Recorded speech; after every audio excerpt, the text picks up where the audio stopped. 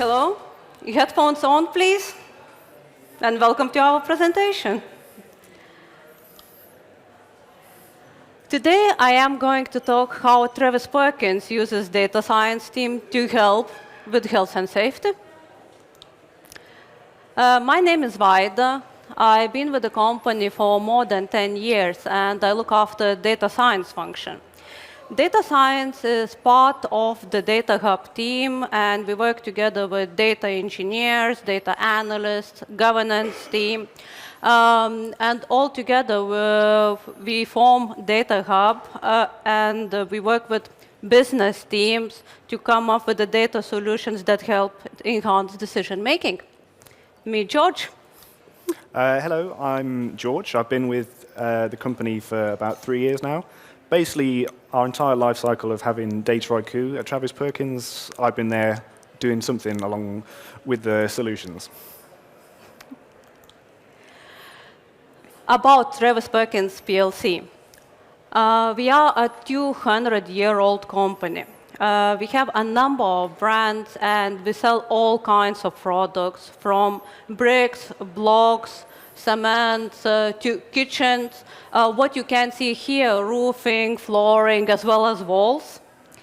A lot of our products come from suppliers into warehouses, from warehouses into branches, from branches into customer sites.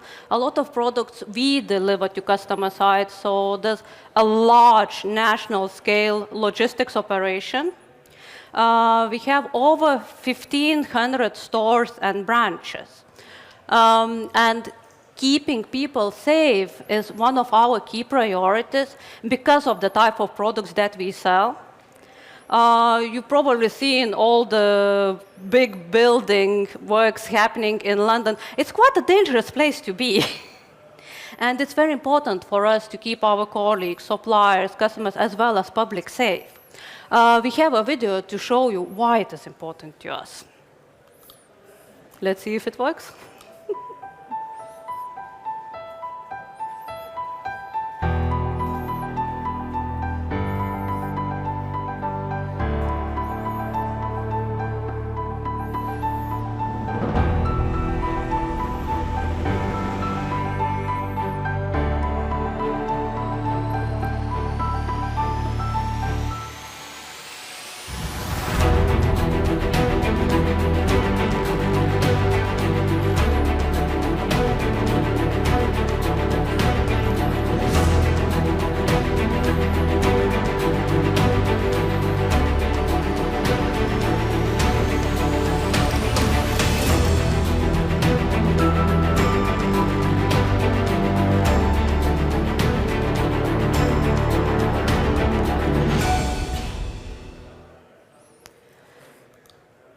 The project. Where did it come from? It all started with a conversation at the leadership team meeting. Health and safety team do branch visits. They perform audit procedures to assess health and safety status. And with 1,500 branches, it's physically impossible to visit all of them in a single year. And even then, it's just 1 day per year they can see what is happening. Surely data can help. By leveraging the data available to us in a data lake, we can provide information to the health and safety team. What kind of information? For example, if a type of product sold over time changes at a specific branch, it might mean that this branch might benefit from additional equipment for safe manual handling. And this is a type of insight that we should make available to the health and safety team on a daily basis. They need to be aware of what's happening, and they can use this information to prepare for the upcoming visits. The name of the project, Safety Beacon, comes from those orange lights on the truck. The whole idea behind Safety Beacon is to raise awareness, keep our colleagues and stakeholders informed of what is actually happening. So for the data objective, it was to put the data in front of the decision makers. For the interesting bit, how it actually works, over to George. Thank you very much. In terms of, we're all data people here, so let's talk about the data. So we looked into combining reporting of incident data with our current historic data that we currently have on our Google BigQuery data lake. So what we were looking for was like a single version of the truth. So that would allow us to have an idea of causality within the data. So we looked at historic data from what has been happening previously in our branch, and that would give us an insight into what's going to possibly be the risks in the future. So to do this, we included like timestamp information. So if we know something has happened at the branch, we can get a sense of what was happening in the branch at that time, or perhaps leading up to that time. So we looked at product hierarchy information. So like Vida said, there are some types of product that are inherently more at risk. So for example, big pallets of bricks, probably a bit more risky than a small piece of frame for your door. Related to that is we also do tool hire at Travis Perkins. So you can go into TP and you can hire a drill, which is quite nice to have. But also, if you need to do a big excavation in your garden, you can go into TP and you can hire a big excavator. So those are either end of the scale of, you can imagine some products being quite more at risk than others. So we had to include that in our data. In terms of who this was for, we were looking to give the health and safety team at Travis Perkins the power to be proactive rather than reactive.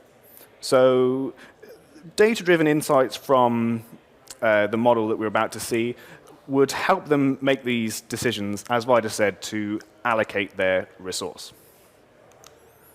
So the model. What we were looking to do is go beyond just raw data. So we looked at percentages. So we were looking for normal Travis Perkins brands. So in terms of the green and gold brand, that you've obviously seen more of the trucks, that green and gold brand, that has roughly 500 branches. Now, we were looking to see those 500 branches and categorize them by their risk. So being able to say which branches are different from the normal. So that could be not necessarily in a bad way, but some branches, if they, perhaps not in London, but branches outside of London, they might deal a lot with new build houses. So they're shifting a lot of bricks out the yard. So they'll be too used to delivering bricks, essentially. And as soon as they get an order for something else that they're not quite used to, then that can become a risk. So if a branch has never hired out a big excavator before, there's probably a risk when they start to do that. So we're trying to measure all branches against each other as well. So that's why the percentages come in again. So we have the closest branch to here, I looked it up, is in Southwark. Now, you can imagine that branch is very different from the branch we have in the Midlands, basically. Just in terms of the area around that branch is a lot more urban. There's a lot more population than you would expect. People might walk into the branch more, whereas in more rural areas, there might be people driving in, there might be people bringing their vans, loading them up, that kind of thing. So we were measuring across 80 different, give or take, metrics. So it's unlikely we'll get any branches that were high for all 80, but there were some that were in the 30s range. What we were then looking to do was just scale that between 1 and 10. So branches with the 30s, they'd become the 10s, and then everyone is squidged in the middle. So how do we present this information back? So we have a dashboard. So the purpose of this is to give the health and safety team, like I said, the power. So we're going to have a dashboard. We have a dashboard that has each month updates with the most recent risk score for that branch. Now that gives the health and safety team a snapshot of what's happening or what has happened in the previous month. Now, if that score was to change, then they get the update of, oh, last month it was like this, next month it's more like this. Now, if that is going in a bad direction, that is something the health and safety team can address. The way that this is given out, so even though the dashboard updates with daily information such as sales, the model risk score we found is no point running it on a more frequently than once a month. So once a month, we send out monthly emails to the stakeholders that that branch has. That could be regional directors, that could be branch managers, that could just be the health and safety team as well. Vida and I get those emails every month. So yeah, we're trying to inform the people that have a stake in that branch. So the benefits are, like Vida said, resource allocation. So the health and safety team has a finite amount of resource to be able to see this branch, we need to go see that one. This branch, we need to go see that one. Now, without this solution, they would just probably do what they feel is best. Now, this is data-driven insights into what we are telling them. You probably want to go and see this branch next. Now, that's not always the case of the branches with the highest risk score. Go see those first. But perhaps, like I said, with the ones that are increasing in their risk score would be the ones that we'd want to go and check out first. So in terms of technology, no surprises, we're using the Dataiku platform. I don't think they'd invited us here if I was going to put something else. So a lot of the data preparation we do in Dataiku, a lot of the modeling we do there. But perhaps what we like best is the explainability of that. So be able to take our stakeholders on the journey with us. Yeah, so the dashboard that I've been mentioning, this is a Google platform in Looker. So we like how Dataiku connects to our Google BigQuery. So data comes in from there, into Dataiku, back out to BigQuery, and then onto Looker dashboard. Yeah, so in terms of the technology stack, looks a lot like this. So we're a Google Cloud partner at Travis Perkins. That's the all-encompassing part. We have Google BigQuery is where our lovely data engineering team does a lot of the data prep for us, so I don't have to worry about data quality and things like that. I see a lot of jealous faces out in the audience. Yeah, and then so in from Google BigQuery into Dataiku, that's where we keep the model. We have the productionalized version there that runs once a month. Data comes back into BigQuery, then onto Looker, and that's where the dashboard is. And then those emails get sent out with links to that Looker dashboard. OK, so in terms of the results. So like what I said, from that, we score our branches from 1 to 10. Looks a bit like this. It's somewhere near normal distribution for our mathematicians in the audience, where we'd see a lot of the scores in the middle somewhere, and then we get fewer at either end. Now, we're in London today. These branches up here in the number 10s, I think Vauxhall is perhaps our highest ranking branch. Now, it's not to say that Vauxhall is an unsafe branch, but perhaps they just have a lot of footfall. A lot of people come into their branch. They shift a lot of stuff out. They load a lot of bricks onto trucks, that kind of thing. So it's not a bad thing that they're up here, and it's definitely not a predictor of them being an unsafe branch, but they're the branch that we need to continuously monitor. The branches down the other end are usually branches that have either closed earlier in the year or branches that have recently opened earlier in the year. If you think of a branch near to you, they're most likely be in the middle, not a lot of risk. And these are a couple of visuals how our Looker reporting looks like. Once again, what George said, it's absolutely brilliant to have a technology stack where, as a data science team, we can essentially self-serve. Once we have created an insight with the Dataiku, we can make it available to our stakeholders ourselves without needing to go through specific approvals, through some other teams that might not be part of the data team and makes conversations really complicated. So integrations are covered for networking. Looker is a centrally governed platform, so we know exactly who has what kind of access to what kind of data. And so far, the feedback has been really good.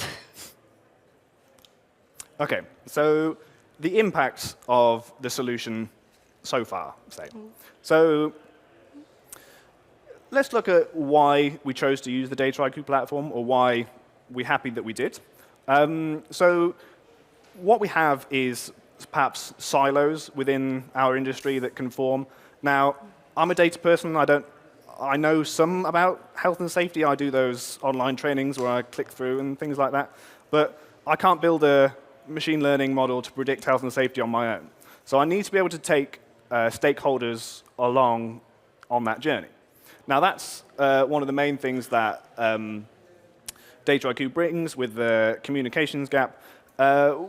Like other people have mentioned today, deployment, always an issue. This is just streamlines it so quickly.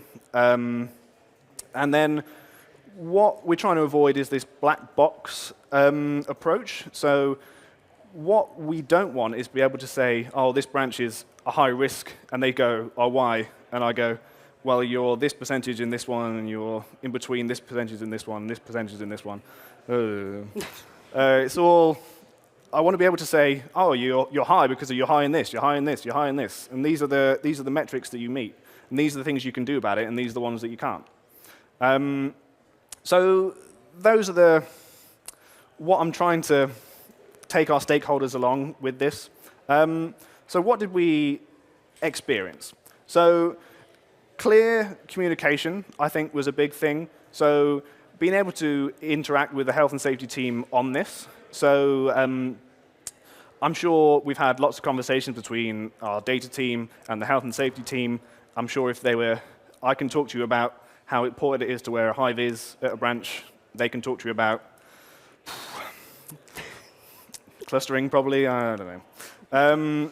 So what we were able to do is this seeing the unseen is quite a big thing. So these patterns, being able to know this happened because of this, and we can draw a connection between these two things, and this conversation between correlation and causation, because obviously they're not always linked together. So in terms of feedback, we've received positive feedback from this. Now, this bubble that's been floating around in the top is called Stay Safe. That is a Travis Perkins initiative. Now, this is the feedback that we find most important, being able to say, the actions that we've taken with this project have led to an improvement in safety within our branches. And this Stay Safe initiative, we can, I think, say that we've stick to.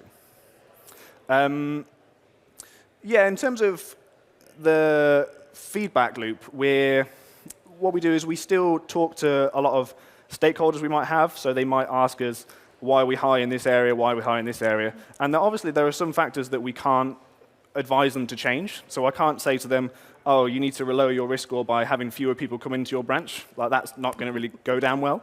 But we can talk about training. We can talk about headcount. We can talk about safety around heavy machinery, that kind of thing. So we're continuously iterating this. This has been live for about 18 months, I would say, in production. Yeah, and we're seeing benefits every month, essentially. Yeah, to sum up the feedback that we get, quite often, data might be seen as something complicated by a business person who doesn't really like spreadsheets. So that's why we approached it in a step-by-step manner rather than jumping into it. And I would say that now the data team and data is seen as a friend, as something that can be helpful in having constructive conversations between health and safety team and the branches that they visit. Thank you.